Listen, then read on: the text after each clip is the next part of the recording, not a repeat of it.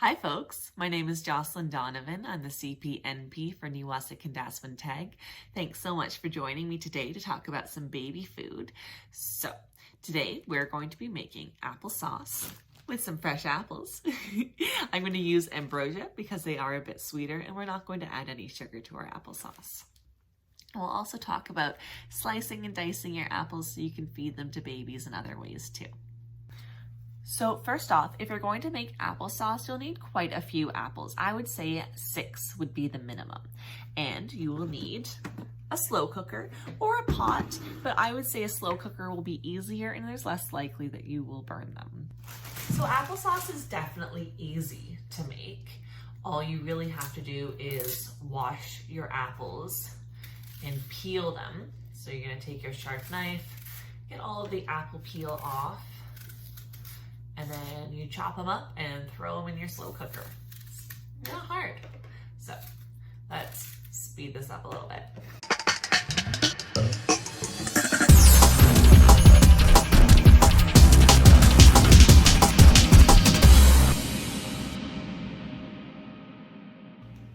So now that my apples are all peeled, now I'm going to chop them into pieces.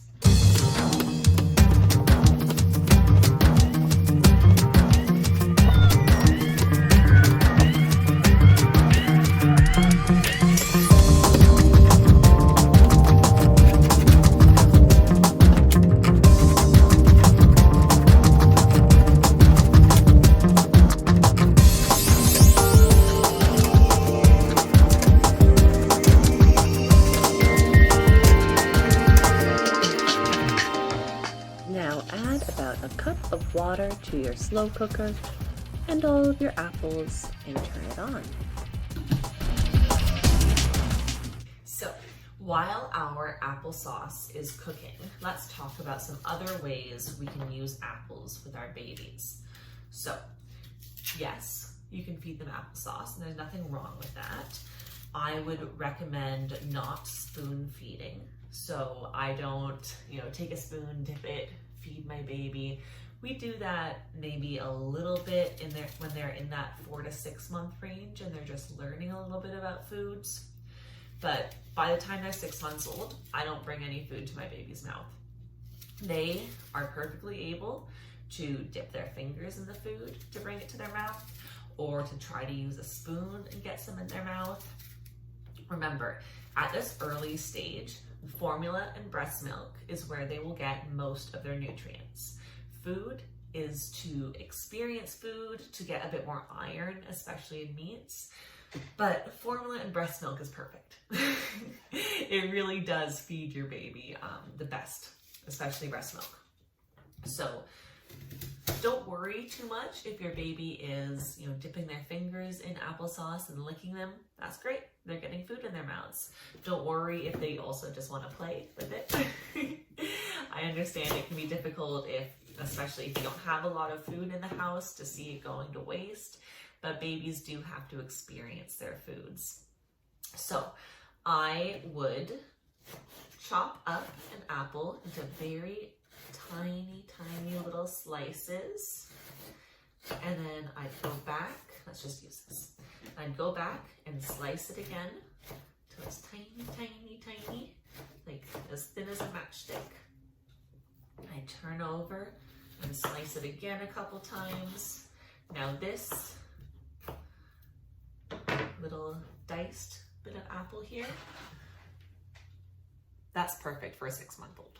A 6-month-old can absolutely practice touching this and bring it up to their mouth. They can practice with a spoon, putting this on a spoon and bringing it up to their mouth. If you like, you can load that spoon for them. So you dip the spoon in your apple pieces and then put that on the tray and let them try to grab the spoon and bring it to their mouth. If they have been watching you eat and been participating in mealtime with you, they'll know what to do and they'll want to participate too. They want to be just like us. So you can absolutely give a baby who's just starting foods these little pieces. There's no way a baby or anyone can choke on this, but it still gives them that feeling of having real whole food in their mouth. So as baby's getting a little bit older, and learning how to pick up foods. Maybe by 7 or 8 months, I would give them a little slice like this. See how thin that is? It's, you know, maybe the size of 2 business cards put together. Very, very thin. Once your baby has some teeth, when it can bite down, you can give them a piece like this. This would not be considered a choking hazard because it is not round. It wouldn't get stuck or lodged. This would just break apart. If it goes into their throat, they would cough it up. But this would help teach them how to bite into food and, you know, start teaching them that eating process. So as your kids get older, I would get more comfortable giving them a slice with peel. Peel I find is kind of choky. So a piece like this, I still wouldn't give this to my 1.5-year-old.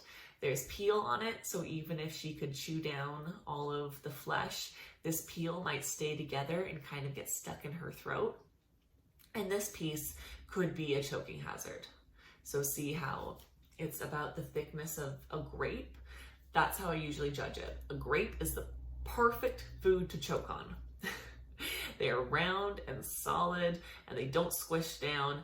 The grapes can and will get stuck in babies' throats. So this, no, I wouldn't like giving that to my baby, but I would give her a slice like this that has a bit of peel and is still a slice of apple, but she's not going to choke on this. A 1.5-year-old is going to be able to chew this up and swallow it, no problem. So even my 3-year-old, I don't give her big chunks. It's pretty rare that I give her something like this. It normally means my husband did it. I like thin slices. You get the same amount of food, it's the same taste, but my 3-year-old isn't going to choke on this. This feels a lot safer to me. So I hope that you feel more comfortable giving your babies some apples, and we'll check back on our applesauce in a little while. Okay, well, it's been 2 hours. Let's take a look at our apples. Oh yeah, that's looking good. They're definitely cooking. I don't think they're quite ready to be mashed yet. All right, so it's been about 3 hours that we've had our apples in here. Yeah, they're nice and cooked. So if I was at home, I would use a masher, but I'm at work and we don't have a masher. So I'm going to use my spoon and mash it up against the side as much as possible. So if you don't have a masher, feel free to do this. These apples are so soft now, they're definitely not a choking hazard. So don't worry if your pieces are still a bit big, that's fine.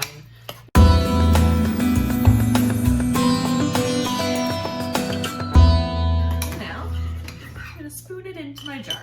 So I am not going to go into the proper method for canning anything because I am still learning. I am definitely not an expert on canning, and we actually have videos on our Niwasa YouTube channel that shows you the proper instructions for canning fruits, vegetables, sauces, broth, anything you like.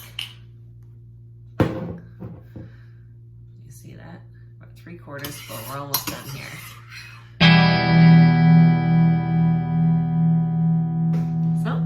Here's my applesauce, my 6 apples turned into 1 jar of sauce, and this will probably last for about 4 good snacks for my girls. I hope you learned about making applesauce and all the different things you can do with apples for your babies, and I hope to see you again soon. Bye now. Here's my basic instructions for applesauce. You can also add cinnamon or lemon zest or lemon juice or any other fruit that you want. All you really have to do is add fruit, water, any kind of spice that you like, and let it cook, and then add it to a jar.